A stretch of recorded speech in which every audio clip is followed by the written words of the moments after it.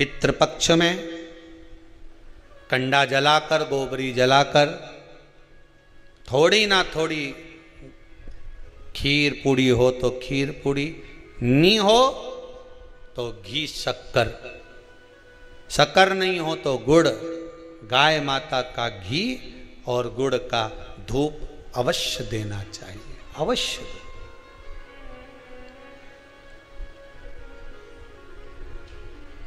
कितना सुंदर वृतांत आता है महाराज।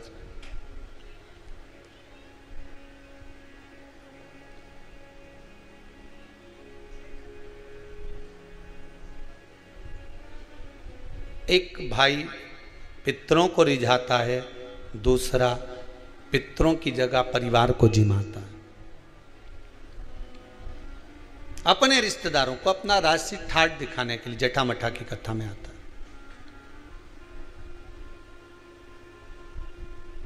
पर श्राद्ध भी करो,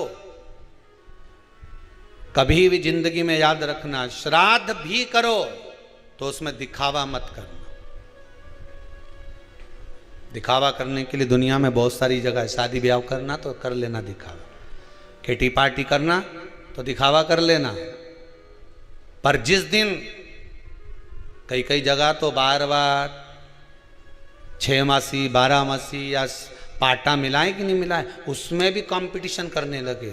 श्राद्ध पाटा मिला रहे हैं, 6 मासी कर रहे हैं, 12 मासी कर रहे हैं, 13वां कर रहे हैं, 12वां कर रहे हैं, उसमें भी कंपटीशन। नहीं नहीं नहीं नहीं, पितरों का अगर कोई कर्म कर रहे हो, पूर्वजों का अगर कोई काम कर रहे हो तो उसमें बिल्कुल दिखावा मत करना। ब्राह्मण को भोजन करने बिठाओ तो उसके सामने भी दिखावा मत करना कि महाराज जी बताओ, तुम बता दो मैं जो बना लूँ, हमारे यहाँ तो सब कुछ है, ने दही भी रखा है, ने रायता भी धरिया है, ने ये भी धरिया है, तुम बोलो तो सही तुम्हें क्या खाना है, सब ला के धर दूँ तुम्हारे सामने, बोलो।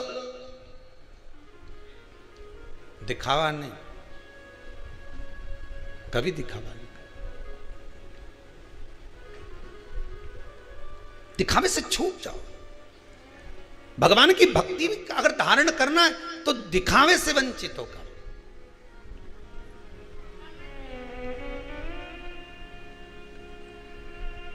एक व्यक्ति ने प्रश्न किया है, गुरुदेव हमारा अगर मन कथा में नहीं लगे तो हम कथा में जाके बैठे कि नहीं बैठे? तो क्यों नहीं बैठो? बैठो। तेरे मंदिर में जाना मेरा काम है और दर्शन, तेरे मंदिर में जाना मेरा काम है और मुझे दर्शन दिखाना तेरा काम है।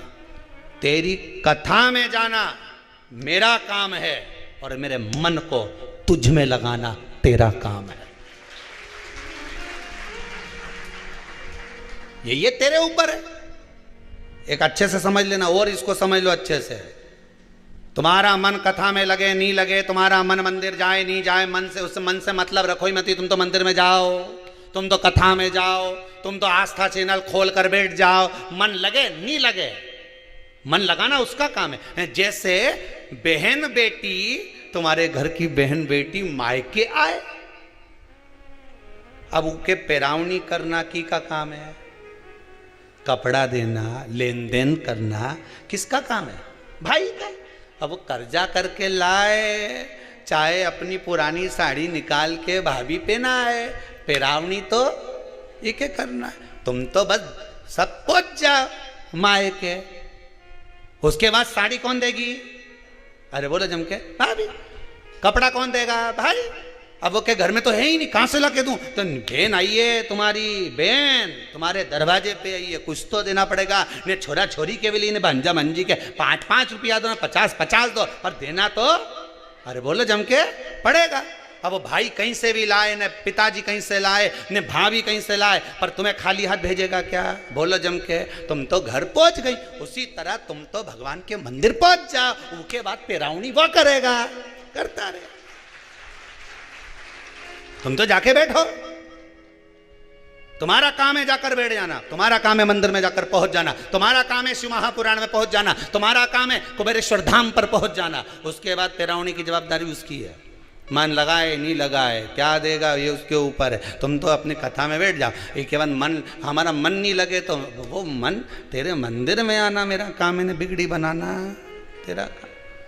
हम तो पहुंच गए, बस कथा में जाके बैठ गए, अब मन तो लगे ही नहीं, तो क्या मन बुलाया उसने है तो लगाएगा भी वही, आए हो तो पेरावनी करेगा भी वही।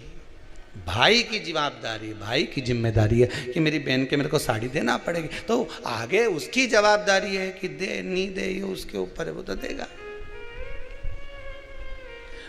हमारे यहाँ सीधी सीधी भाषा में कहते हैं कि गाय जब पोटा करती है, पोटा उठाओ तो धूल लेकर उठती है, तो नीचे सब धूल रही नहीं तो वो गाय का पोटा में लगी जाए। उसी तरह तुम तो भगवान के दरवाजे पे बैठ जाओ, उसके बाद जब उठोगा तो खाली तो नहीं भेजेगा, वो कुछ ना कुछ देके तो भेजेगा, ये पक्का। गिरा हो तो उठोगे तो कुछ देगा, उसके दरवाजे तक अगर पहुंच गए कुछ तो मिलेगा उसकी चौखट से। तेरे दरबार की बाबा निराली शान देखी है, तेरे दरबार की बाबा निराली शान देखी है। तुझे देते नहीं देखा पर झोली भरी देखी है। मुख दुनिया मोड़ेगी बाबा तू मुखड़ाना मोड़ी। सारी दुनिया मुख मोड़ लेगी पर परमात्मा से अगर लगन लगाई है तो वो नहीं मोड़ेगा।